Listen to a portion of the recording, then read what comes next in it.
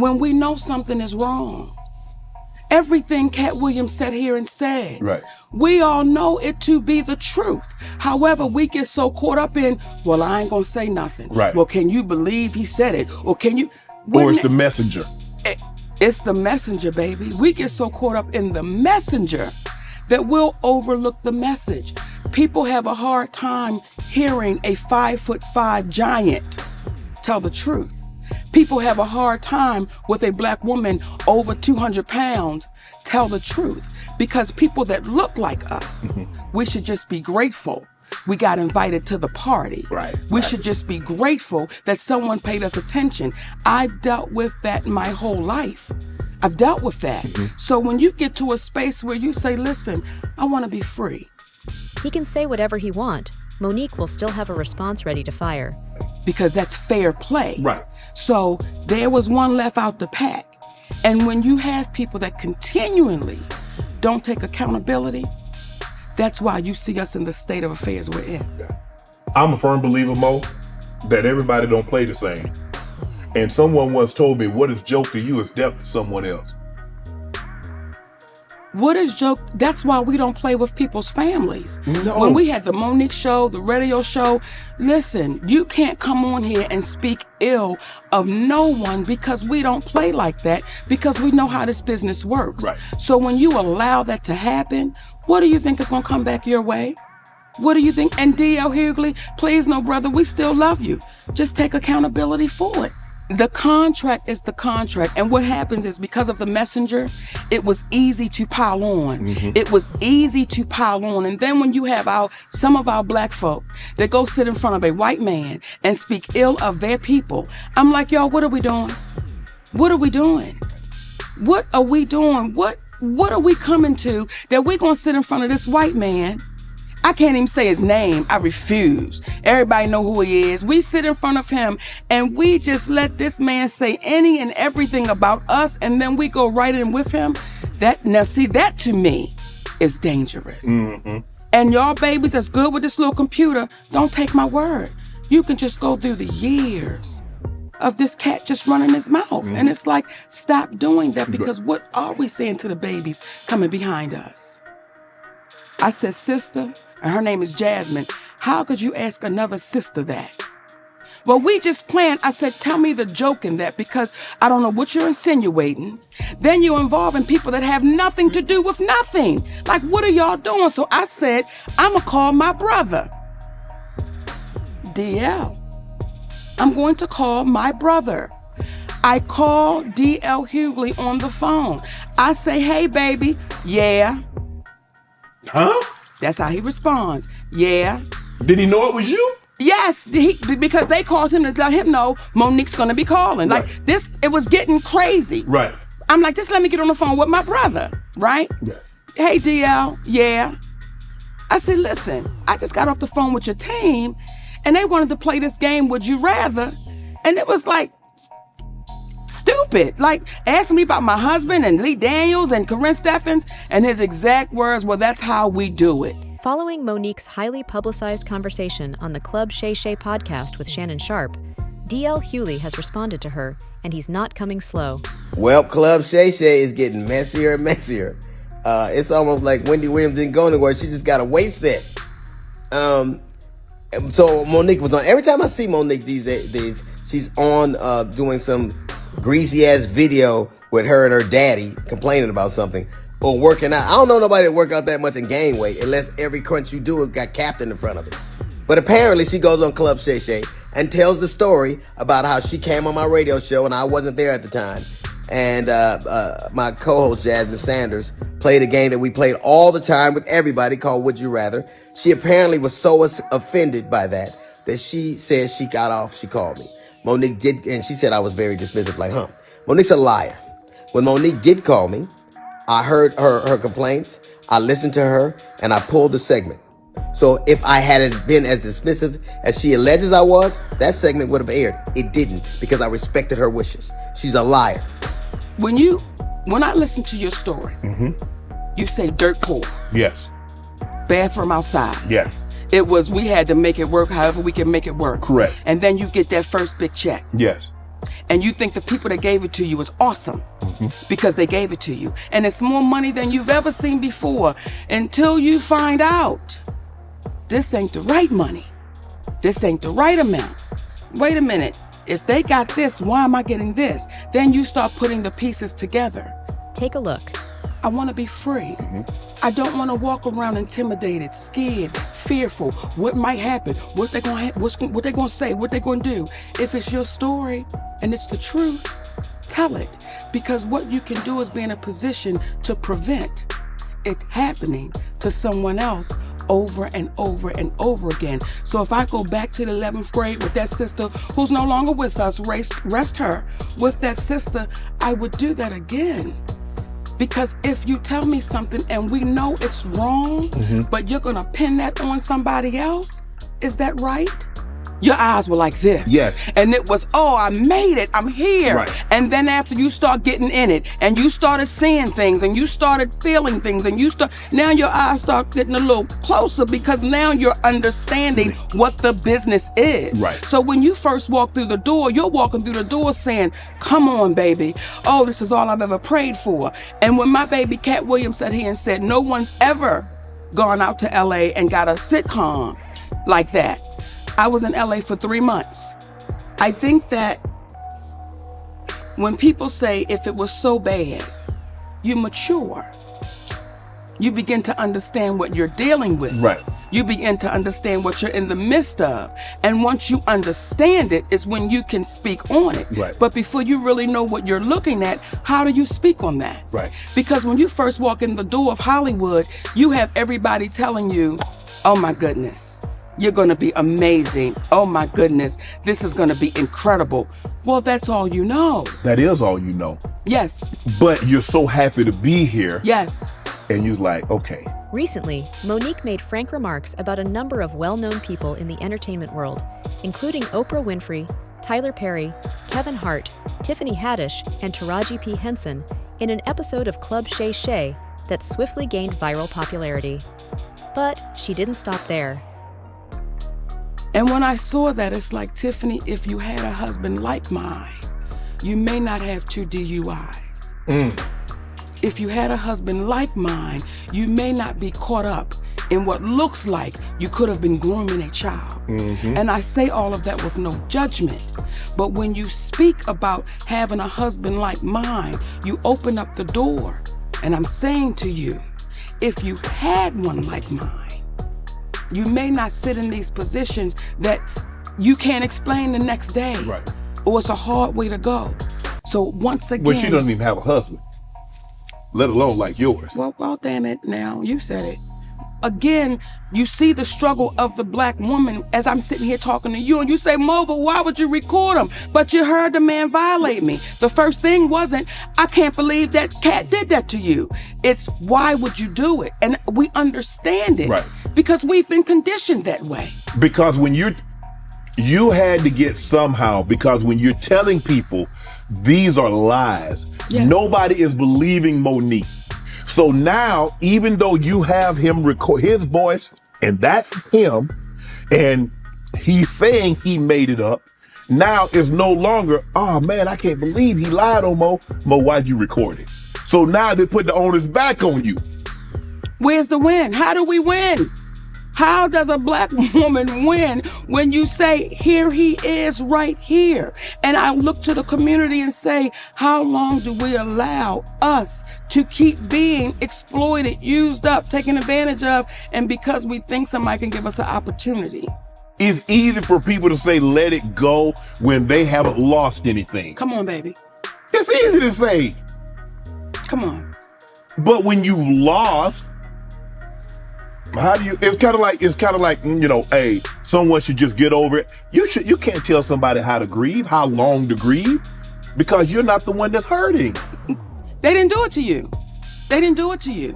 It was done. And I will say this right now on your show, I still love y'all. We still love y'all. You love Mo, they make it right. My husband, okay, say that again, because If you love y'all Mo, y'all make it right. Yes, indeed. The 56-year-old comedian and actress made a moving statement regarding the impact of race on her professional path during the discussion. when you said it, that when she said it, now all of a sudden everybody is coming, and I don't have a problem. I'm glad. Yes. But if you said this a decade ago, and I remember you saying it over a decade ago, why didn't it get the traction? Why didn't it get the support? Why wasn't it propped up when Monique said it? I think there's a few reasons why. Number one, it was the messenger. I should just be grateful I got invited to the party. You a big, fat, black woman. How dare you be the one? And then on top of that, you're saying names. You're saying Oprah's name out loud. You're saying Tyler's name out loud. You're saying Lee's name out loud. You're saying Lionsgate out loud. That's not what we do. We say they. We say the people. We say the studio. We say the producers. How dare you actually say our heroes' names? You're very specific. These are our heroes. How could you say their names out loud? Because they're the ones that did it. And if I don't say it out loud, now you see a woman that is swallowing that pain, that is so stressed out. Then you see our sister Taraji P. Henson sit on that platform. And I love that baby because she's a beautiful spirit. But to see her that broken, what our community was saying was, we have a hard time, some of us, we have a hard time seeing a strong black woman with her back straight and a chin up and a strong black man standing by her side. We have a hard time accepting that. But we can accept seeing a black woman broken. Using Melissa McCarthy as a perfect example, Monique drew a strong comparison between her accomplishments and those of her white peers.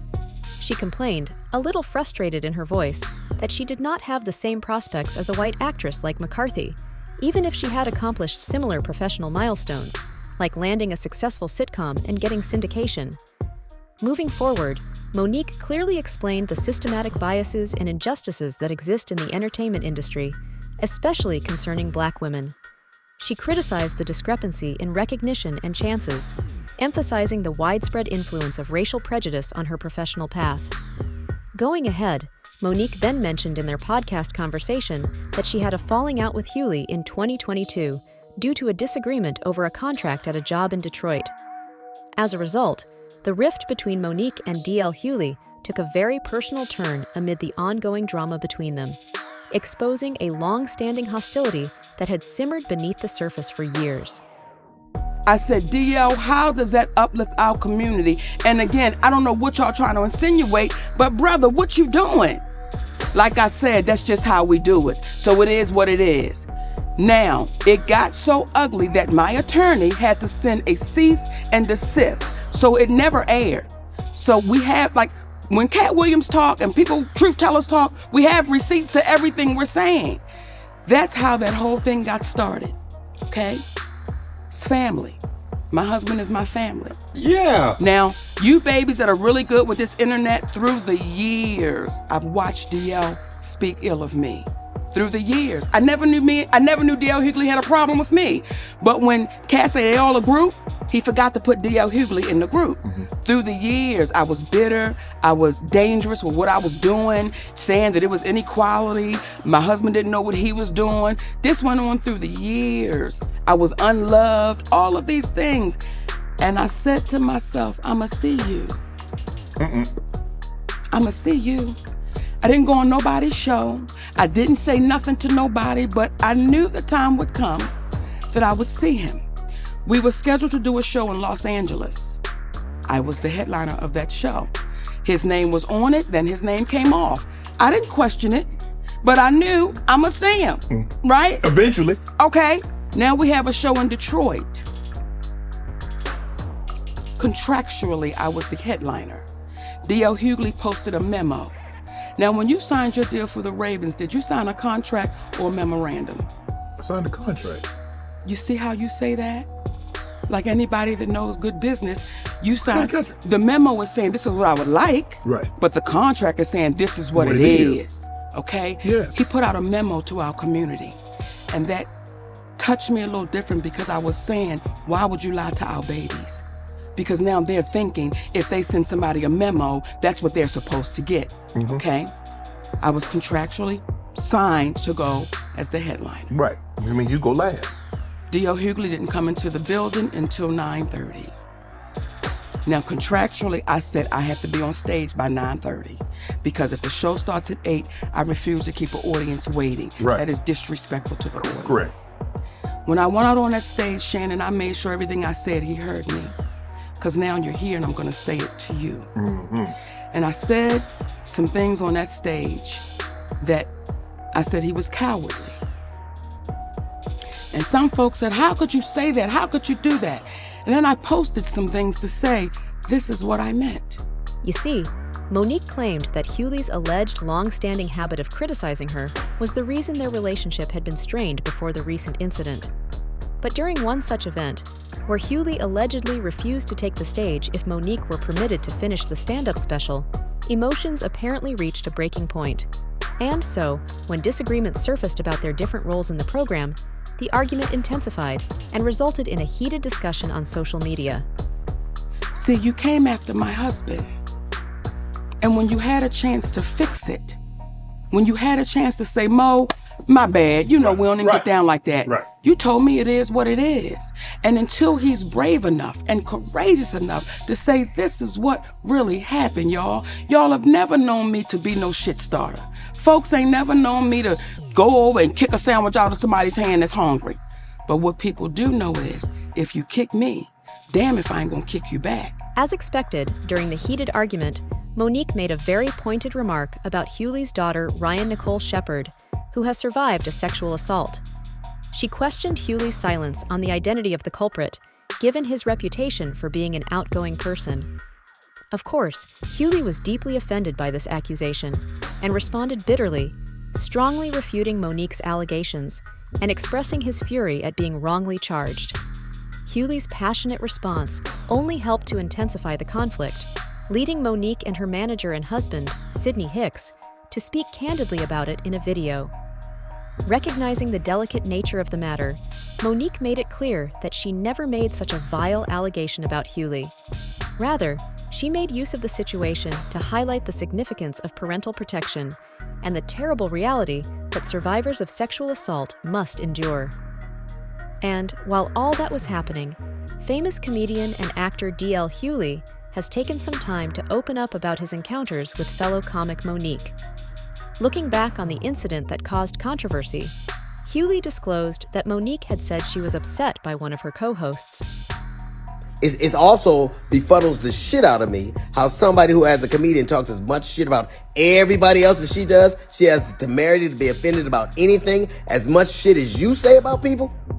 Then she encouraged everybody, allegedly it stems from the fact that I used to always talk shit about her on video after video, and she encouraged her sweet babies to look at the video and find them. Do that. Do exactly what she says. Hughley made a daring decision to confront the matter by correcting the record on Instagram.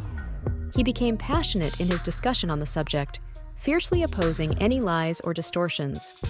Hughley stated, "The reason lies and false narratives persist is because they go unchallenged, making no room for allegations to go unanswered." And you know what you're not going to find? You're not going to find any evidence of that because Monique is a fucking liar. She's lying about that. But what you will find is Monique talking about some alleged contract dispute we had. Look at the ticket. It says D.L. Hughley, then Monique. She knows the story. But what she did in response to that, she talked about my dog, my wife. This broad even brought out my daughter's personal trauma. My daughter was molested and Monique brought that shit out and told the world that I allowed my daughter to be raped in front of me. The lying motherfucker. She knows she was lying. And it only stopped when everybody from my family checked her. It's interesting. You know what else you won't see Monique doing? You won't ever see her with her family, videos with her children or grandchildren, because nobody f**ks with me. How do you have sweet babies when your own babies don't f**k with you? How do you love us for real when there's no evidence of anybody loving you for real, except your daddy, who you apparently have to pay? And FYI, daughters are paid for by daddies, not daddies who get paid by their daughters. You know what else you won't see Monique doing? Telling jokes. Monique, if she'd have spent as much time actually writing jokes and writing her Netflix special as she did complaining about not having one, it wouldn't have been trash. It got the worst reviews of any Netflix special in history. Because that's what Monique does. She complains and she has grievances. You never see her being a human being. You never see her being sweet and warm to people, except when she's using it to butter somebody up to get something. There's a reason why everywhere she goes, shit starts. Everywhere she goes. How is it that nobody with you, not even your family? How do you, well, I was on the road, get it. I get it every goddamn week. Look at my schedule versus yours. See how much I'm going. And I still manage to have a relationship that I cherish with my children. Can you say the same? You can't. Because all you do is talk about your grievances and who did you wrong. There's a reason you're by yourself. There's a reason you got to pay a man to love you. It's sad. There's an old adage that says you can't buy love. It's a shame, Monique, that you probably always will have to. Hughley also clarified and contextualized the tense encounter by expanding on his claims in a video clip that accompanied his Instagram post. He called Monique dishonest and strongly refuted her claims that she was fired during her guest appearance on his show. Hughley added, "Monique said I was dismissive, but that's a lie." He disclosed that he had personally responded to Monique's complaints, expressing his attention by immediately removing the controversial clip from the airwaves. "If I had truly been dismissive, as she alleges, that segment would have aired unchanged. But it didn't, because I listened to her and respected her wishes," Hughley clarified, emphasizing his dedication to honesty and justice in all of his dealings. Still, since nothing seems to really bother the actress/comedian, Monique has more wonderful news to share with her followers. Monique announced that she would be joining comic twin brother Cat Williams for the Dark Matter Tour, an announcement that created a lot of buzz. That's all for today. Do share your thoughts in the comments below. For more updates, hit the bell icon